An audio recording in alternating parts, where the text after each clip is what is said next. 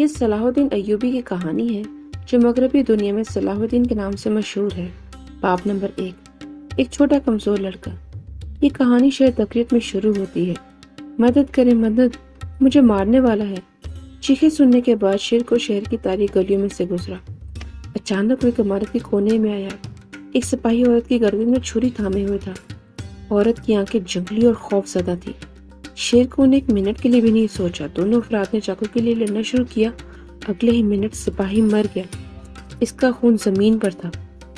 اس رات کے آخر میں ایوب نے دروازے پر نرم دستک سنائی۔ یہ اس کا بھائی شیر کو تھا جو خبر مانگ رہا تھا۔ بچہ ابھی نہیں آیا، ماں کا برا وقت گزر رہا ہے۔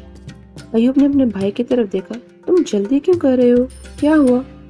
شیر کو، میں نے بھی غلطی سے ایک شخص کو ہلاک کر دیا۔ یہ سب اتنی تیزی سے ہوا۔ ایوب نے غصے سے اپنے بھائی کو ڈانٹا۔ شیر کو، آپ ایسا کیوں کیا؟ اب ہمارے لیے یہاں تقریت میں رہنا مشکل ہوگا۔ قتل ہونے والے شخص کا کنبہ ہمارے لیے پریشانیوں کا باعث ہوگا۔ شیر کو نے کہا، میں اپنے آپ کو روکنے کے قابل نہیں تھا۔ جب میں گھر آ رہا تھا، ایک عورت نے مدد کے لیے پکارا۔ ایک سپاہی سے مارنے جا رہا تھا۔ میں نے مداخلت کی، لیکن میں نہیں چاہتا تھا اسے مارنا۔ یہ ایک حادثہ تھا۔ اس واقعے کے بارے میں سننے کے بعد زنگی کے گورنر نے ایوب کو حکم دیا کہ آپ کے تمام کنبے کو ایک ہی ساتھ تقریر شہر چھوڑنا چاہیے، ورنہ وہ خطرے میں پڑ جائیں گے۔ ایوب نے اپنے بھائی کی طرف غصے سے دیکھ کر کہا، او شیر کو، آپ لڑکے ہیں، آپ زیادہ تر مردوں سے زیادہ مضبوط ہیں، لیکن جب آپ غصے میں ہوتے ہیں آپ سوچنا چھوڑ دیتے ہیں، آپ اپنا دماغ استعمال کرنا چھوڑ دیتے ہیں۔ ایسا ہمیشہ ہوتا ہے، لیکن جب تک میرا بچہ اس دنیا میں نہیں آ جاتا میں اس شہر کو نہیں چھوڑ سکتا۔ تبھی انہوں نے ایک چیخ سنی۔ ایوب جلدی سے گھر کی خواتین کی طرف چلا گیا۔ کیا خبر ہے؟ اس کی بہن سے پوچھا۔ خوشخبری ہے، خدا کا شکر ہے، ایک لڑکا پیدا ہوا ہے، لیکن اس کی طرف دیکھو، وہ بہت چھوٹا اور کمزور ہے۔ مجھے نہیں لگتا کہ وہ رات بھر زندہ بھی رہ پائے گا۔ ماں کا بھی برا حال ہے۔ کچھ نہیں کرنا ہے، ہمیں بھی یہاں سے جانا ہے، ایوب نے کہا اور اپنے نئے بیٹے کو اپنی باہوں میں تھام لیا۔ میں آپ کو یوسف کہوں گا، کیونکہ آپ کو اپنے پیدائشی شہر سے شروع ایک نئی زندگی ملنی چاہیے۔ آپ نے پیدائش ہوئی ہے، لیکن اب اس طرح جس طرح یوسف نے ایک طویل عرصے سے پہلے مصر میں کیا۔ زنگی کے گورنر کے حکم کے مطابق ایوب شہر تقریت سے نکلا۔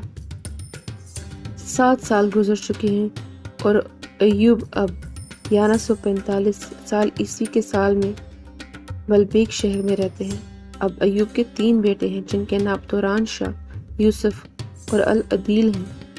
وہ باپ ایوب کی کہانیاں سننا پسند کرتے ہیں جو انہیں پرانی کہانی سنا رہا ہے، اور بچے اپنے قصے پر دوبارہ کہانی سننے پر اصرار کرتے ہیں۔ برائے کرم ہمیں دوبارہ کہانی سنائے نا، برائے مہربانی۔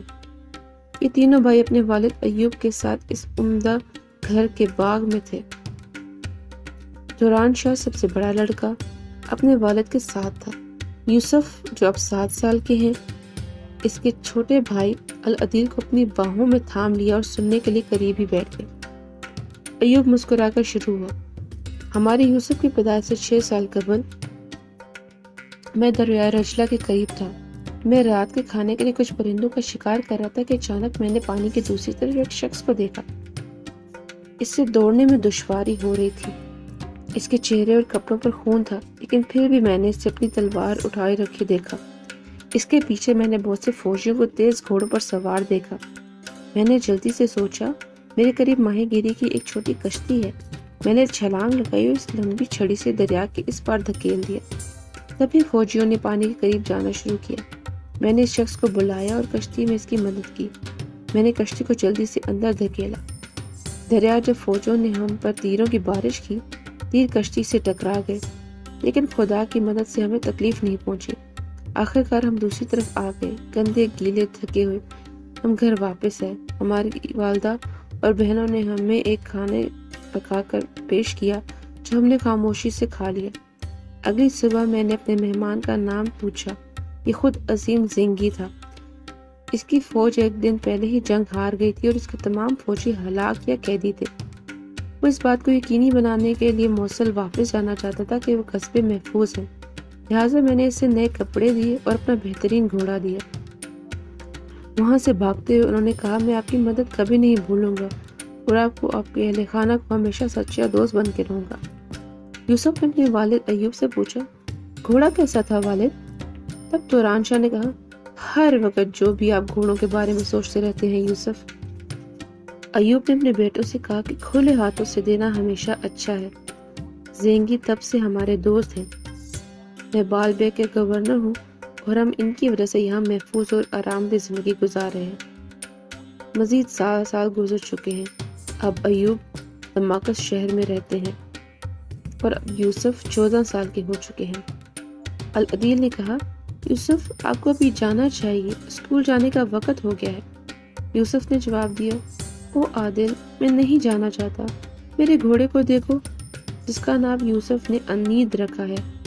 مجھے نہیں معلوم توران شاہ کیوں کہتے ہیں کہ یہ گھوڑا خراب ہے، لیکن مجھے لگتا ہے کہ وہ پولو میں بہت اچھا ہوگا۔ وہ ہمیشہ جانتے ہیں کہ کیا کرنا ہے۔ یوسف جو 14 سال کے ہیں اب تیزی سے گھوڑے کی طرف سوار ہوا اور اس کے ہاتھ میں چھڑی سے گیند کو مارا۔ اس نے سخت مارا کہ وہ اپنے بھائی کے پاس اڑتا ہوا بھیج دیا۔ العدل نے اپنے پاؤں سے گیند کو روک لیا۔ عادل نے یوسف سے کہا کہ باپ کا کہنا ہے اب ہمارے درمیان بہترین سوار ہیں، لیکن یوسف یہی وجہ ہے کہ توران شاہ اپنے شہ گھوڑے انید کے ساتھ کچھ نہیں کر سکتا۔ والد نے گھوڑوں کو آپ کو دیا ہے، لیکن آپ کو اسکول جانا چاہیے۔ مت بھولنا کہ والد نے آخری بار کہا تھا کہ آپ کو دیر ہو رہی ہے۔ یوسف اپنے گھوڑے کی پیٹھ سے نیچے کودے اور اسے واپس مستقیم گھر میں لے گئے۔ پھر وہ اسکول کے لیے جتنی جلدی ہو سکے بھاگ گئے۔ جب یوسف جلدی سے کمرے میں گئے تو بوڑھے استاد نے غصے سے دیکھا۔ انہیں بہت دیر ہو چکی تھی۔ لڑکے، آپ کو تو وہ تمام کرنے ہیں جو آج سے پیر میں پڑے گئے ہیں۔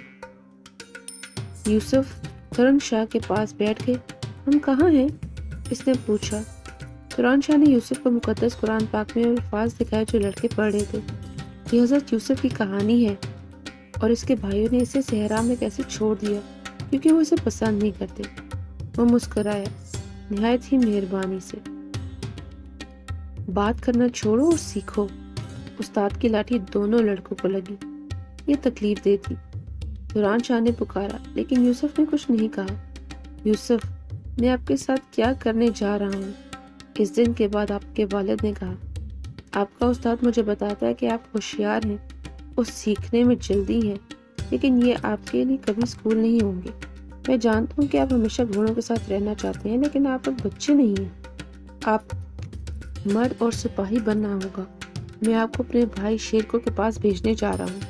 آپ جانتے ہو کہ وہ اب جلد ہی زینگی کے بیٹے نورالدین کے لیے کام کرتے ہیں اور ہم ایک جنرل ہیں۔ کیا میں اپنے گھوڑے کو اپنے ساتھ لے جا سکتا ہوں؟ نہیں، چونکہ ہم دمشق آئے ہیں، آپ نے صرف کھیلا ہے، اب آپ کو کام کرنا چاہیے۔ تیار ہو جائیں، ہم 1 گھنٹے میں روانہ ہو جائیں گے۔